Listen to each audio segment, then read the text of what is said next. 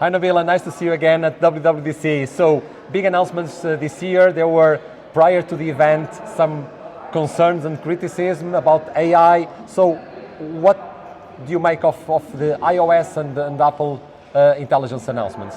Hi Francisco, thank you. Happy to be here. So yes, certainly, there was a lot of skepticism and wonderment in terms of will Apple Intelligence take the center stage this time like it did last year? And definitely they didn't. It didn't take the center stage, but I think it was a very strategic move.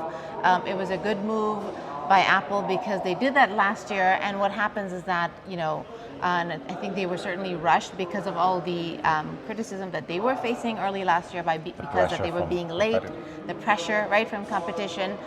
So they did rush things a bit, which they typically never do. So I think this year they're going back to their roots, taking their time, saying, you know what, we're not going to be rushed into it. They're really showing that their focus is going to be on user privacy and security. And so they're going to take their time. So while Apple Intelligence did not take the center stage here, they still did make some significant announcements around that. Yeah. And I think that is it's very important to highlight those. Yeah, indeed. Everyone is always expecting the most disruptive technology and announcements from Apple every single year. But this was it was an event that was more focused on consolidating, building the foundations, the groundwork to what is coming next, rather than being transformative and disruptive to a point where most consumers honestly don't care that much in the short term, because what matters for them is how easy is the experience and what benefits do they get from AI, from Apple Intelligence. And rather than just focusing on bringing the next big thing, they need to make sure that whatever they bring up, it's the best they can bring to their users.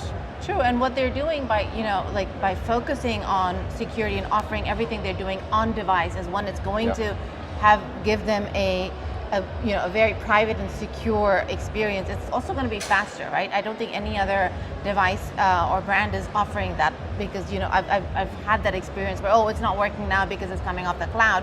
Sure, they're going, they're a little late, but let's remember the AI is race, so call it, is not a sprint, right? It is going to be a marathon, and in the long run, sure, right now Apple might be behind, but as long as they are moving, and even if they're taking smaller steps, as long as they're moving in the right direction, that's what matters.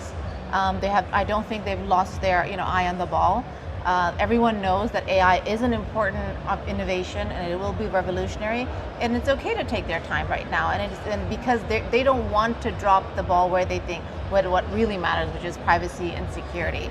And going back to what they did announce around Apple Intelligence, live translation, I know again all the critics would be like, well, Android has had it for so and so years, and this is nothing new, but consumers value that, and we are talking about a huge installed base on Apple devices that they will have it now. But and again, the average Apple consumer doesn't know what's happening in the Android world, right? You and I do. We go to Google I/O and we go to all the different, and again, the tech analysts do, but the average Apple consumer doesn't. So to them, this is revolutionary, and they will love it. So. And there were other announcements around Apple Intelligence. The only notable missing part was Siri, and they were very open and humble to say we need more time to bring the best experience. But they made quite strong announcements in terms of the visual intelligence, the live translation, the workout buddy on the Apple Watch, and many other examples. And that's basically building the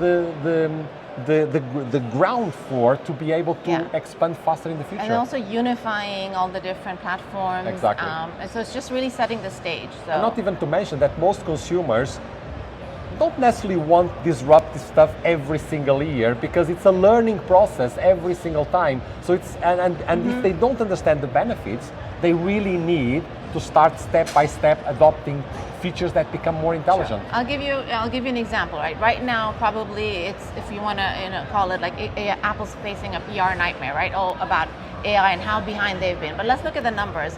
Have they really dropped?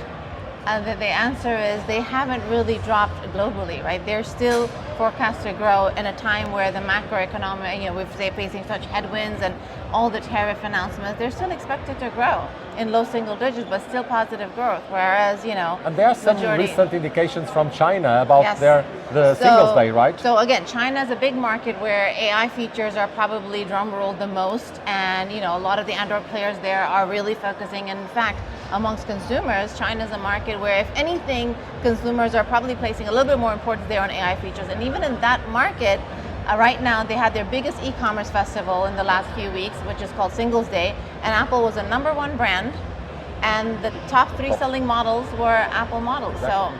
So, it's not holding them back. Basically, that's my point. And with the new design and potentially new design on hardware coming in the fall, that will be quite an interesting proposition for those users who want something different, combination of a potential new hardware with now the new liquid glass, kind of feels UI. like so the building aesthetics. it will make Android and particularly Android a bit outdated, don't you think?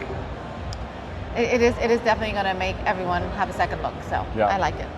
So anything else that caught your attention on today's keynote? I think the additions to the messages, the polling features, the group chats is going to be very cool. Again, not new for Android, but it's going to be very appreciated, because I know a lot of iMessage folks that were wanting it and asking for it. So it's nice to see that Apple listened. So and also in the other platforms, iPad, we spoke about iPad before, the audio and video, being able to use different inputs. That will bring a completely different experience for someone doing a podcast. Those are the kind, even on Vision OS as well, additional announcements in terms of the persona, being able to share. That was phenomenal. The shared persona experience feels so futuristic. And I also like the spatial and turning any image into that 3D and the shared turning any 2D experiences. image into that, and the shared experience, exactly. And with the Vision Pro, going up to 5 users, I think, right? So overall, very good show, right? Yes. Very good show as usual. Show. So and with nice weather and completely packed. Yes, exactly. Definitely a lot of excitement in the air. Thank you. Thank you so much.